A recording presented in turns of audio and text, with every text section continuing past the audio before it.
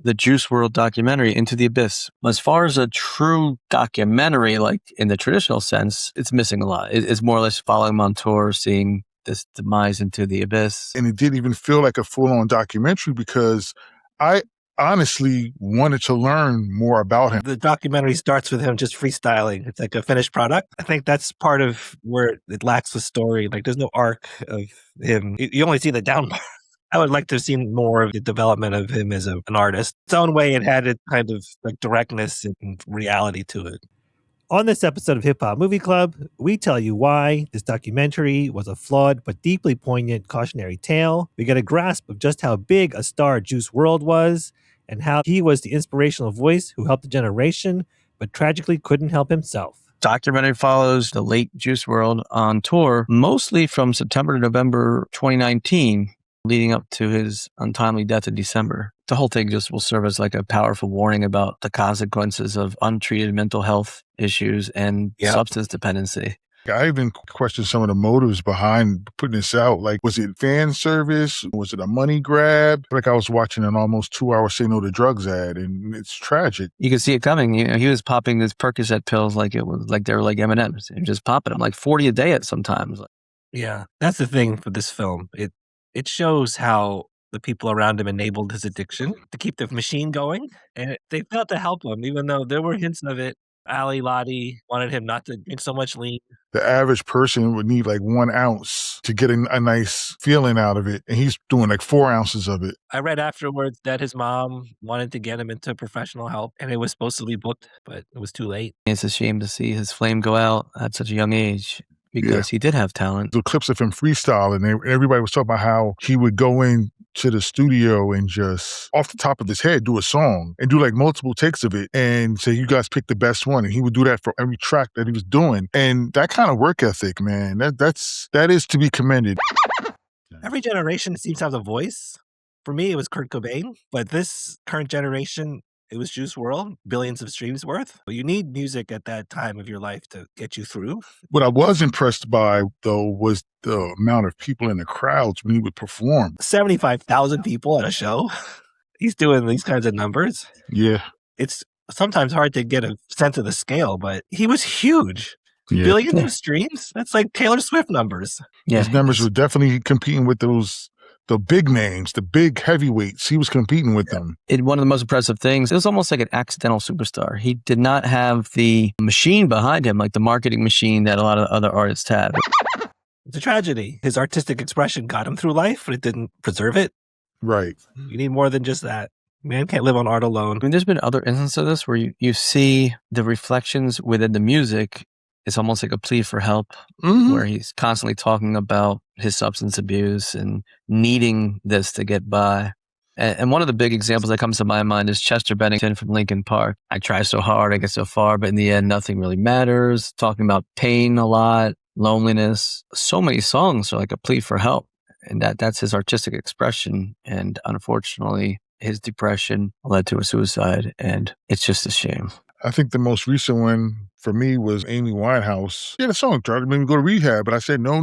It's like she couldn't shake it. His openness and vulnerability in his music was impressive. Lucid Dreams, over 1 billion views on YouTube. And that is a haunting refrain. Like, I still see your shadows in my room. And then talking about, no, I love you and I hate you, and replacing the girl. Like, yeah, it resonates with a lot of people going through breakup or other emotional times, right? And he resonated well. Like, he did a lot of good for a lot of people. And he had a whole future ahead of him. The fact that he was able to help some people through some dark periods is to be commended. And it's hard to see that because he's helping them get through things, but he's not necessarily helping himself. That's the dramatic irony or the duality of it, is he's inspiring millions while struggling himself. He's giving a lot of younger folks an outlet. He was on talk shows talking about specifically the African-American community, how sometimes it's difficult to express your feelings or talk about mental health issues and have people take it more seriously. So that was a positive that hopefully came out of this.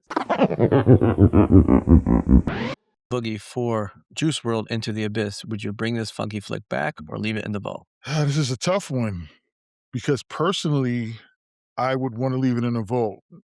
And it's just because I don't feel like I want to go through watching him go through that again, because just knowing where it was headed. But I think that if I knew a younger person that was going through something, I would show it to them and watch it with them and just kind of say, hey, you kind of like help them see if I can help them seek professional help by saying, well, look, this is what can happen.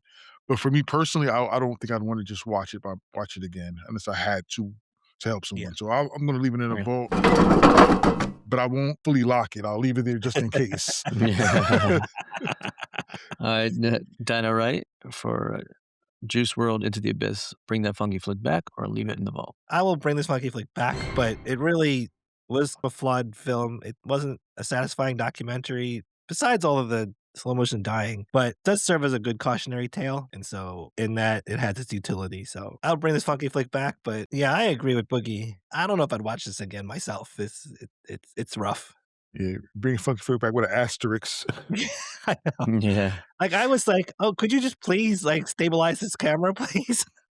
They have the technology. It existed in 2019. Just stabilize this shot. It didn't have to be so herky-jerky. No, I know, man. and I had a lot of questions about the provenance of this footage, but bring this Yeah. funky flick back, I guess. Yeah, definitely a tough one. I'm going to bring the funky flick back, but again, with the asterisk, just because it has the redeeming value of a cautionary tale. If it can help people, it's worthwhile to leave it out there.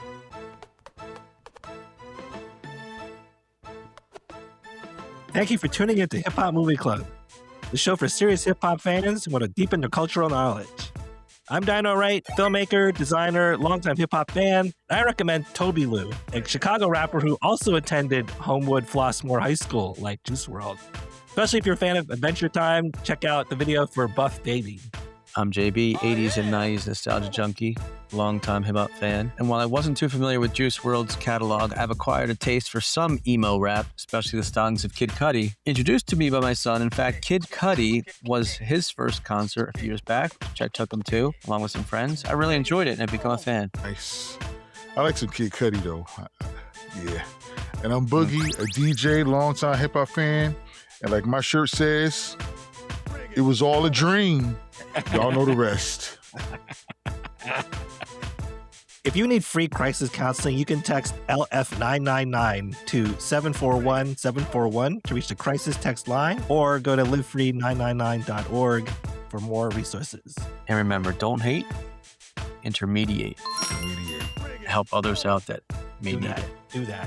Absolutely. Do that. Don't stay silent.